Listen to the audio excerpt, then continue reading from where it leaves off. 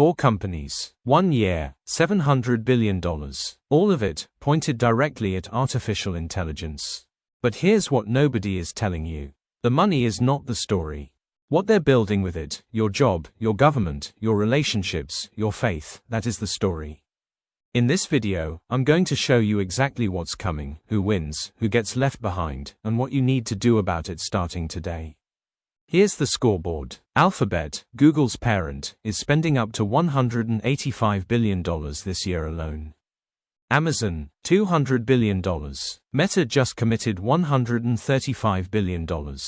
Microsoft rounds it out. Combined, we're looking at somewhere between $650 and $700 billion in a single calendar year.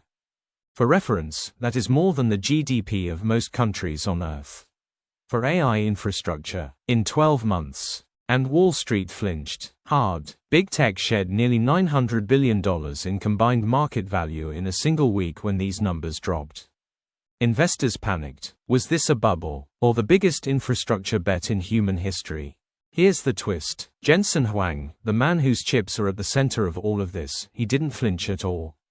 He called it a sustainable and transformative build-out. Because Nvidia is selling the shovels in this gold rush. And the gold rush is not slowing down. But the deeper story is what they're building these data centers to do. We're not just talking about faster chatbots. We are talking about Claude finding over 500 zero-day security vulnerabilities in software used by millions of people in a single sweep. We're talking about AI models handling near 100% of internal coding. And OpenAI's Sam Altman just said something that should freeze you in your seat. They are slowing hiring. Because AI tools make the current employees so much more productive, they simply don't need more humans. And that's when you realize this isn't just an investment story. This is a jobs story. And not in a good way. Dario Amodei, the CEO of Anthropic, published a 38-page essay warning that 50% of entry-level jobs could be gone in 5 years. We're not talking about factory workers or truck drivers this time. We're talking about software engineers, financial analysts, legal associates.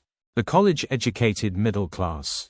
The people who were told education would protect them. Mark Zuckerberg said Meta expects the majority of its code to be written by AI agents within 12 to 18 months. OpenAI now requires candidates to complete what used to be a 2-week project in 10 to 20 minutes using AI tools. That is your new baseline for employment. Not skill, not experience. Speed times AI equals survival. But here's where my prediction diverges from most tech analysts. This isn't going to end with some people being unemployed. It's going to end with entire economic categories of people being unemployable. And that changes everything, including government. Because when tens of millions of people can't find work through no fault of their own, governments around the world will have no choice. We are moving toward a universal guaranteed salary. A government-issued baseline income. Not as a charity, as social survival infrastructure. Elon Musk himself has said that work will eventually become optional. That money may become irrelevant. That AI and robotics create such extreme abundance. But that future is not arriving equally. The top 20%, those with deep technical skills, will generate generational wealth. The bottom 20% may actually benefit as the cost of healthcare and education drops towards zero. But the middle 60%, the lawyers, managers, analysts, they're in the direct crosshairs. And without intervention, we are looking at unprecedented social unrest. But government intervention won't just mean money. It will mean control. And that changes the entire world order in ways that most people are not ready to even imagine. Here's what they don't talk about. When AI becomes the most powerful force, whoever controls it controls the world. Period. Military applications are already reshaping warfare. Autonomous targeting systems. AI-powered cyber warfare. Machine-speed decision-making. AI military supremacy will hold leverage that nuclear weapons can only partially compare to. Nuclear weapons are deterrence. AI is operational. And domestically, the implications are just as profound. AI-powered surveillance, predictive policing, social credit scoring.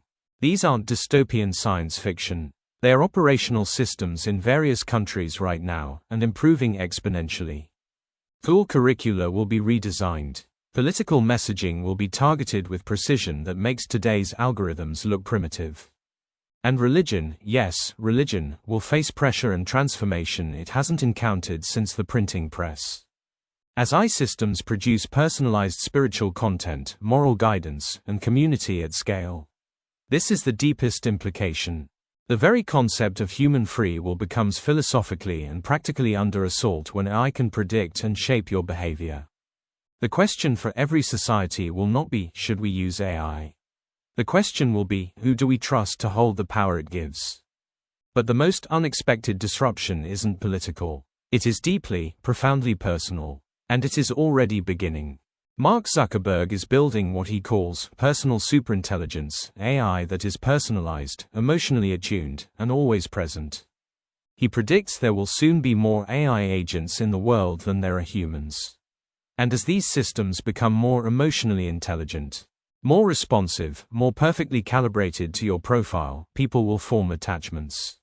Deep ones. We already have documented cases of people forming meaningful emotional relationships with AI companions.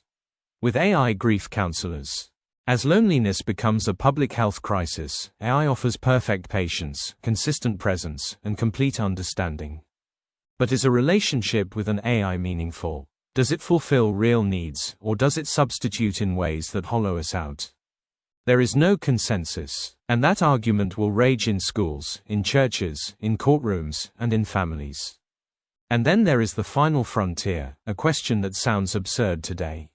Some will begin to ascribe to these systems something spiritual. When an entity is omniscient relative to you, when it answers your deepest questions, some people will worship it. Literally. The emergence of AI as a religious entity is a sociological prediction based on how humans relate to entities vastly more powerful. And while our spirits wrestle with those questions, our bodies are about to experience something even more immediate and more miraculous. AI is already discovering drug compounds in days that would have taken years. AlphaFold cracked a problem that stymied biologists for 50 years. The same exponential improvement is happening in biological AI. Models that diagnose cancers earlier than any human.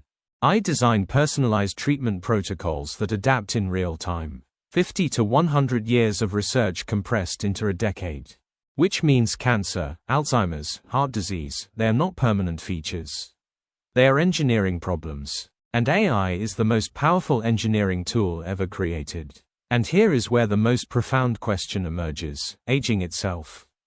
Research into senolytic drugs and genetic reprogramming is accelerating dramatically with AI assistance. The first people to live significantly longer, who may see dramatic extensions of healthy lifespan, are likely alive today. Is living to 150 a blessing? A right, a privilege only the wealthy can access? These questions are coming faster than we are ready. You did not sign up for this transition, but you are in it. The only question left is whether you will be a passenger or a pilot. The question is, will you be holding the controls, or will you be changed by someone who is? Hit that subscribe button. See you next time.